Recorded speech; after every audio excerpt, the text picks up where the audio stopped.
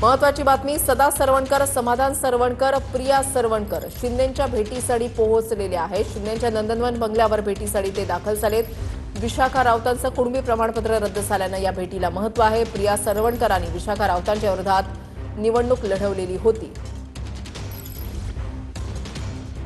निखिल चव्हाण आमचे प्रतिनिधी अधिक माहिती देतील। निखिल,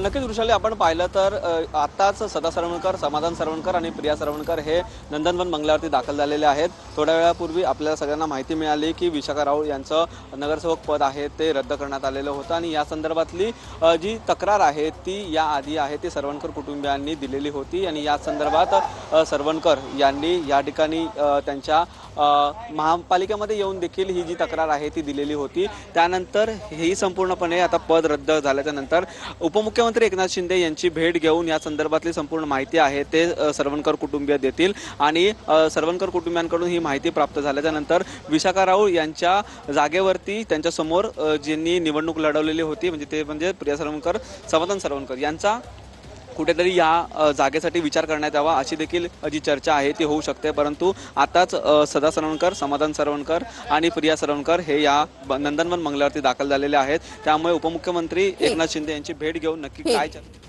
धन्यवाद निखिल दिलेल्या सविस्तर माहितीसाठी।